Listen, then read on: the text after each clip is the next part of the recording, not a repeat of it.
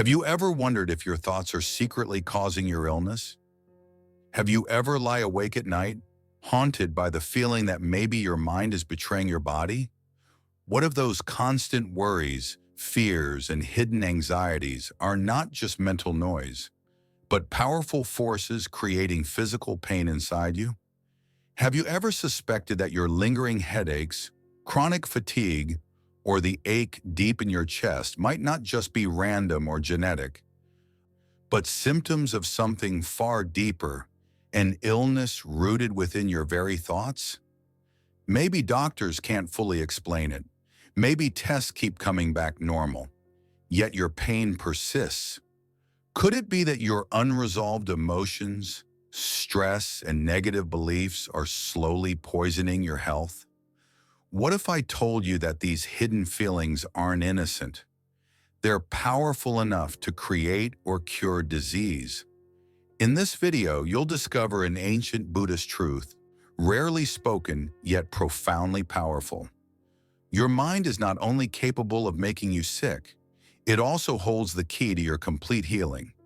Today, you will learn how your thoughts shape your body and exactly how to break free from the mental prison causing your pain. Are you ready to finally uncover the truth behind your illness and take the first step towards real healing?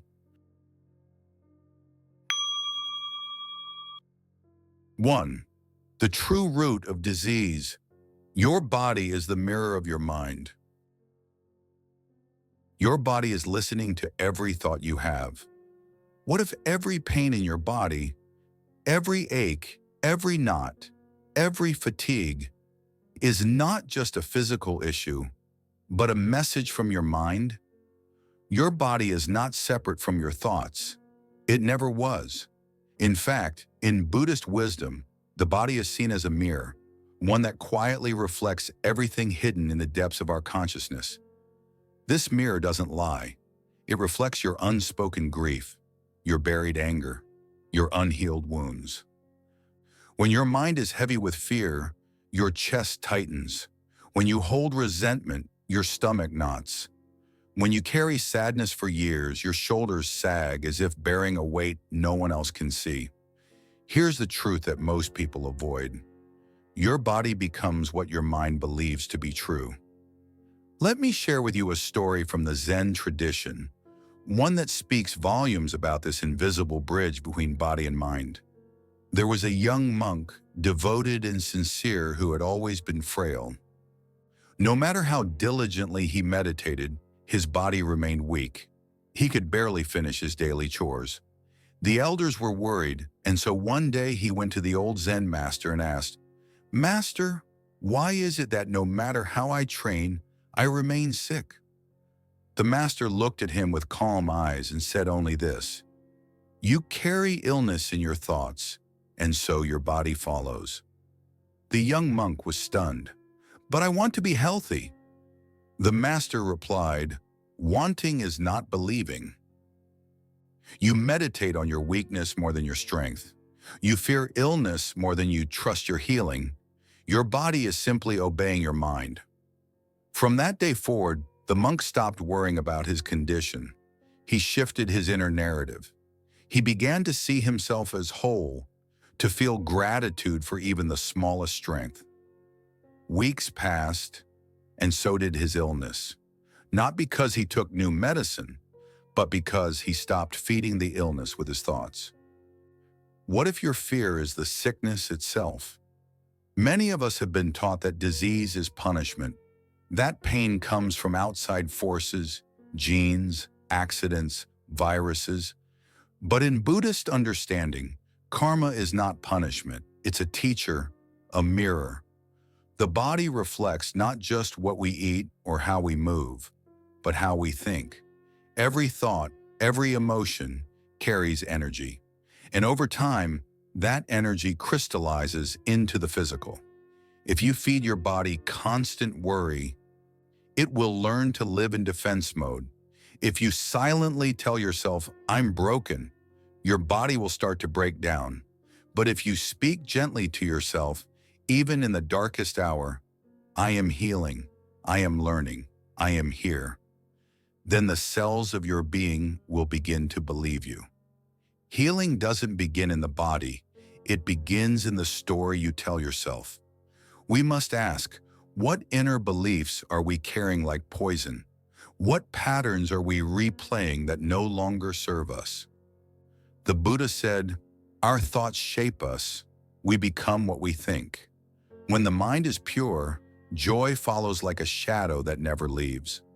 So the question is, what is your mind whispering to your body day after day?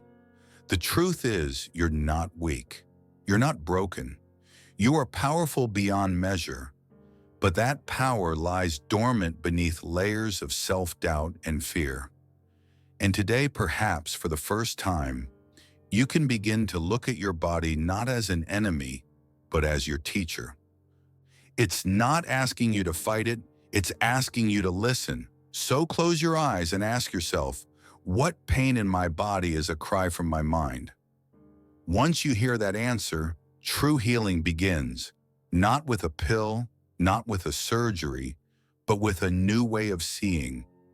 Because your body doesn't just get sick by accident, it's reflecting a story your soul is finally ready to change.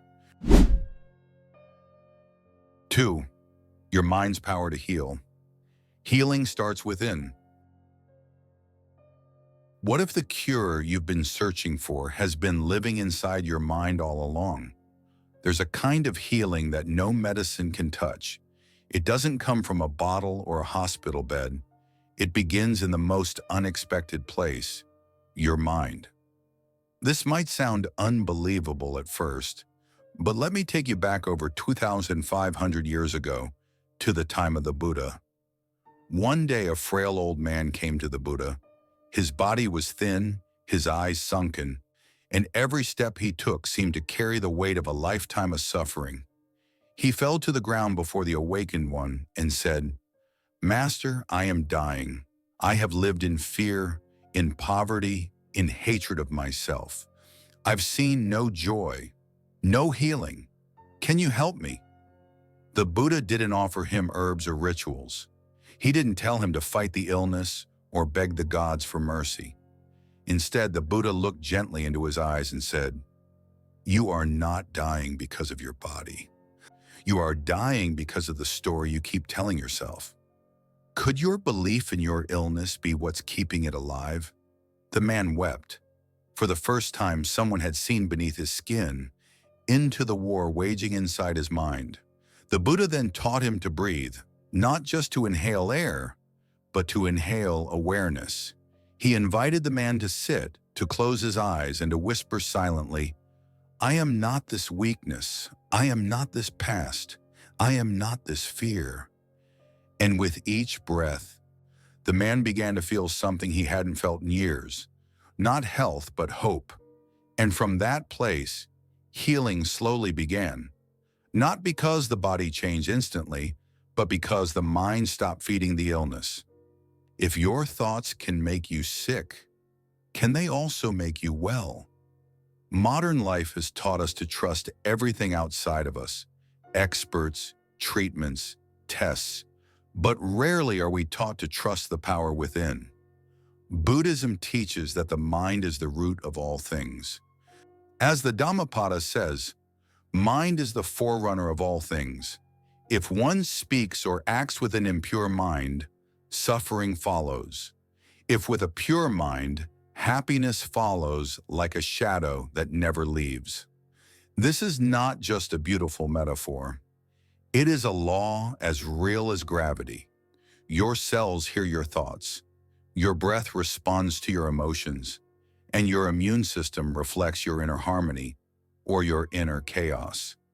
If your mind constantly whispers, "I'm sick, I'm broken, I'll never be well," your body listens and obeys. But when your mind begins to say, "I am healing, I am whole, I am love," then slowly your body remembers how to return home. The most powerful medicine is not swallowed, it is believed. There is a Zen story of a monk who was gravely ill. For weeks, he refused food, sleep, or help. He believed death had already won. His master came to him and asked, "Why have you given up?" The monk replied, "Because my body has failed me." The master smiled and said, "No, it is you who failed your body. You abandoned it the moment you believed it was your enemy." From that day, the monk changed his approach. He no longer fought his illness. He sat with it, listened to it, and slowly, as his fear dissolved, so did the fever. Because sometimes the wound isn't in the flesh, it's in the way we think about the flesh. You don't need to fix your body, you need to heal the beliefs inside it. So I ask you, what story have you been telling yourself about your health, about your worth, about your pain? If that story is making you sick, maybe it's time to write a new one. Because your healing doesn't begin with what others do to you. It begins with what you choose to believe about who you are and what's truly possible inside you. 3. Overcoming negative thoughts. Buddha's wisdom on transforming illness into insight. What if your illness isn't here to destroy you, but to awaken something deeper within you? When we fall ill, the first instinct is resistance. We label the sickness as a curse, an interruption, an enemy. But what if that pain, physical or emotional, is the very path that leads us to awakening? There's a powerful Zen story of a monk named Hakuin. In his later years, he suffered from chronic illness. His legs ached. His breath was short. Every morning was a struggle just to sit up in bed. One day, a young disciple asked him, "Master, how do you endure this suffering?" Hakuin smiled and said, "This illness is my most honest friend. It tells me exactly where I still hold fear, where I still cling to ego, where I forget to breathe." Can you imagine welcoming your suffering like an old friend who came to teach you something sacred? Instead of fighting the illness, Haken bowed to it, literally. He saw every wave of pain as a bell calling him back to the present moment. And in that surrender, something miraculous happened. The pain did not vanish, but the suffering around the pain dissolved. The Buddha taught, "You become what you think." This is not poetry, it's a profound truth. The body responds not only to food and medicine, but to emotion, thought, and belief. Every negative thought is like a sharp pebble dropped into the stream of your body, creating ripples that disturb your peace. You're not sick because of just your body. You're sick because your thoughts haven't been loved enough. Negative thoughts like, "I'll never get better," "I'm broken," "Why me?" are like silent poisons. They shrink your energy. They cloud your immune system. They steal your sleep, your breath, your hope. But Buddhism offers not just insight, but tools. Here is a simple, powerful meditation technique used by monks for centuries. 1. Sit in stillness, even if your body aches. 2. Breathe in and silently say, "This is a thought." 3. Breathe out and say, "This is not me."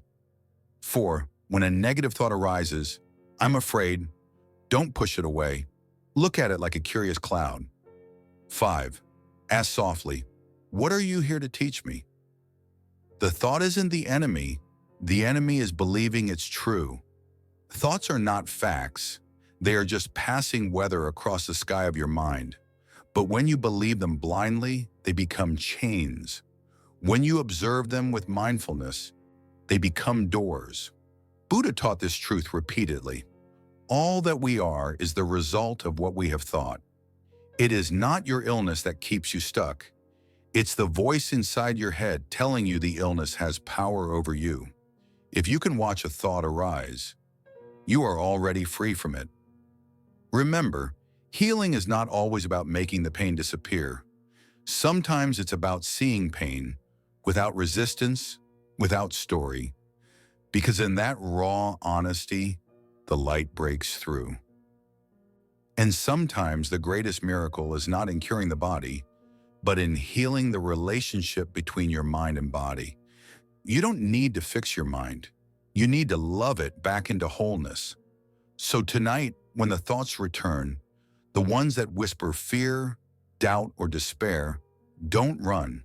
Sit, breathe, and gently say, I see you, but I am not you. I choose peace instead. The illness may still be there, but now you are different, and sometimes that is the healing that matters most. 4. Daily mindfulness practice, how to train your mind to heal your body.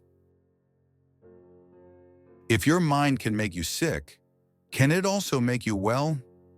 You've heard it before. The mind is powerful, but here's the truth we often forget. Power, when left untrained, can be dangerous. An untrained mind is like a wild horse. It runs in every direction, often straight into fear, doubt, and despair. But a trained mind, that's where miracles begin. In Buddhist practice, we don't try to fix the mind. We train it gently, patiently, consistently. Let's begin with something simple. You don't need to go to a temple or sit on a mountain. The healing starts right where you are, in your room, on your chair, with a single breath. Your next breath could be the beginning of your healing. Start your morning, not with your phone, not with worry, but with silence. Just sit, close your eyes, place your hand on your heart. Breathe in slowly. As you breathe in, say silently, I am here. Breathe out slowly. As you breathe out, say, I choose peace. Do this for just 3 minutes and feel the shift. You don't need an entire hour to change your life. You just need one present moment, fully lived. In the evening, sit again. But this time, let's cleanse the emotional residue of the day. You've carried so many thoughts, let them go. Use a mantra as medicine. I am healing. I am safe. I am free from fear. Repeat it softly, like a lullaby to your nervous system. The most powerful words are the ones you whisper to yourself when no one is watching. One Zen monk who struggled for years with chronic illness was asked, how did you finally begin to heal? He smiled and said, when I stopped trying to get rid of my pain and started befriending it. Every morning he would place a hand over the aching part of his body and whisper, I am with you. I see you. I'm not afraid of you. Within months, his body responded, not by magic, but by trust. Your body is not fighting you. It's waiting for your loving attention. And this is the essence of Buddhist mindfulness, to see without judgment, to feel without resistance, to breathe without fear. The Buddha said, there is no medicine like the peace of mind. You could take all the supplements, all the pills, all the treatments, but if your thoughts are full of panic, self-blame, and despair, your body will mirror that chaos. Instead, offer your body a steady stream of kindness. Every time you catch yourself thinking, I'll never get better, gently interrupt and say, healing is happening, even if I can't see it yet. The body whispers first, then it screams, but it always listens to love. Practice gratitude for even the smallest signs of recovery, a deeper breath, a calmer night of sleep, a moment of lightness in the heart. Celebrate it. Speak it aloud. Anchor it in your being, because healing isn't a finish line. It's a path walked one mindful step at a time. So tonight, before bed, try this final practice. Sit in silence. Place your hands on your heart. Whisper, I thank my body for keeping me alive. I forgive my past for the pain. I bless my tomorrow with peace. This is not superstition. It is sacred training. And slowly, day by day, the mind becomes clear. And the body begins to remember what it feels like to be whole. And that, dear soul, is the quiet miracle of mindfulness. 5. Cultivating true faith and compassion, the ultimate medicine. What if the most powerful medicine isn't found in a bottle, but in your own heart? There is a quiet force inside you, gentle yet unbreakable. It's not your willpower. It's not logical. It's faith, not blind faith in someone else, but deep, unshakable trust in your own inner Buddha, the radiant, healing nature within you that's never been broken, even through all the illness, pain, or sorrow. When the body trembles, it is faith that stands still. Buddhism teaches us this timeless truth. Hatred does not cease by hatred, but by love alone is healed. And in the same way, sickness does not heal through fear or anger. Only compassion can soften its grip. Let me share with you a story that has passed through temples and whispers and tea rituals for generations. There was once a Buddhist nun in the hills of northern Japan. She had given her life to meditation, to silence, to service. But one winter, she fell gravely ill. Her body wasted away. Doctors gave up. Her sisters at the temple prepared her resting place. But the nun did not prepare to die. Instead, she whispered to herself day after day, "There is still light inside me." Even when your body breaks, your light does not. But she didn't just say words. She sat every morning, even when it hurt, to breathe in kindness and breathe out fear. She began to visualize her illness not as an enemy, but as a frightened child inside her. And she would speak softly to it. "I see you. I hold you. I'm not afraid anymore."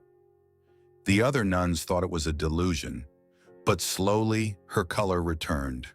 Her breath deepened. Her spine grew straighter. Within months, she was sweeping the monastery steps again, humming softly to herself. Not because a miracle came from outside, but because she uncovered the miracle within. Real healing begins when we stop fighting our pain and start loving the part of us that hurts. This is the ultimate teaching of the Buddha, that within each of us is the seed of awakening, and it's not found through force, but through compassion, especially toward ourselves. Your task, the Buddha said, is not to seek healing outside you, but to remove the blocks to the healing that already exists within. And what are those blocks? Doubt, self-hatred, the belief that you are broken beyond repair. But those are illusions. Like clouds hiding the sun, they are temporary. Your true self, the healing self, is always there. So how do we return to that truth? Healing is remembering what you forgot, that you were always whole. Start with faith, not in a religion, but in the luminous stillness of your being. And then add compassion. Speak to yourself as you would a wounded friend, not with judgment, but with gentleness. The next time pain visits your body, try this. Sit quietly, place your hand on the area that hurts, and say softly, "You're safe now.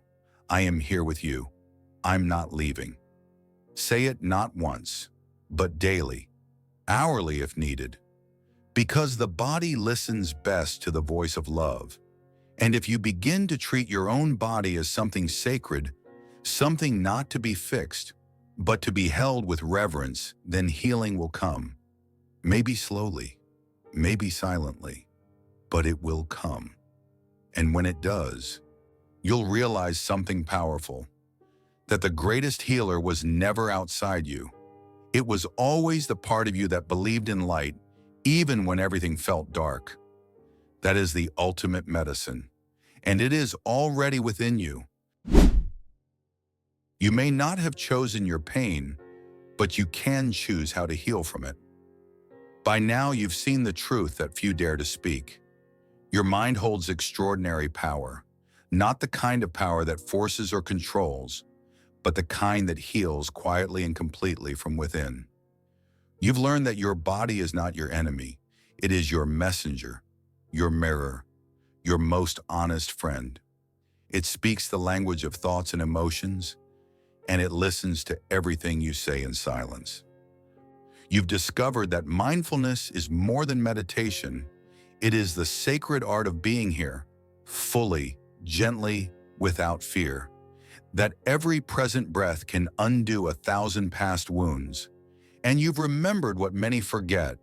That compassion is the ultimate cure, not just for others, but for yourself.